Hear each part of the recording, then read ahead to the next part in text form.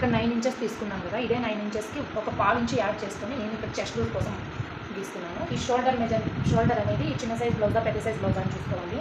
30 లోపు 29, 28, 27 అలా ఉంటే ఇది చిన్న సైజ్ బ్లౌజు. అని పెద్ద సైజ్ బ్లౌజ్ అంటే 31, 32, 33, 34 అలా అంటే పెద్ద సైజ్ బ్లౌజ్. ఇది 31.5 ఉంది. ఇది పెద్ద సైజ్ బ్లౌజ్ కాబట్టి మామూలు అయితే పెద్ద సైజ్ బ్లౌజ్కి 5.25 ఇంచెస్ తీసుకోవాలి. కానీ ఈ కస్టమర్ నాకు షోల్డర్స్ జారుతున్నాయి అని అన్నారు కాబట్టి నేను 5 ఇంచెస్ తీసుకుంటున్నాను. డీప్ వచ్చి 2 ఇంచెస్ తీసుకుంటున్నాను.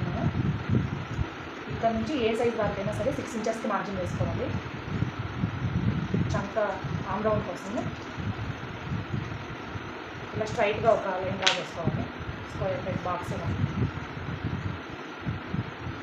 ఇక్కడ ఖర్చుల్లోకి 1.5 ఇంచ్ యాడ్ చేసుకుంటున్నాను. ఈ రెండింటిని బేస్ చేస్తూ లైన్ డ్రా చేసుకోవాలి. ఇప్పుడు ఇక్కడ చంక దగ్గర ఇది పెద్ద సైజ్ బ్లౌజ్ కాబట్టి 1.5 ఇంచెస్కి మార్జిన్ వేసుకొని ఇలా స్ట్రైట్గా ఒక లైన్ డ్రా చేసుకోవాలి. చిన్న సైజ్ బ్లౌజ్ అయితే 1 ఇంచుకే మార్జిన్ వేసుకోవచ్చు.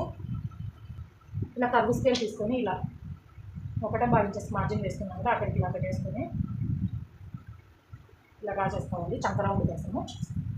ఇప్పుడు బ్యాక్ డీప్ వచ్చేసి ఇట్లా ఆల్త్ బ్లౌజ్ తీసుకొని అటు సైడ్ ఇటు సైడ్ స్టిచ్చెస్ ఒక చోటుకు వచ్చే విధంగా ఇలా ఫోల్డ్ చేసుకొని ఇలా బ్లౌజ్ ఇలా తీసుకొని ఇక్కడ నుంచి ఒక 1/2 ఇంచ్ మార్జిన్ వేసాం కదా, అక్కడ నుంచి ఇలా పైకి తీసుకోవాలి.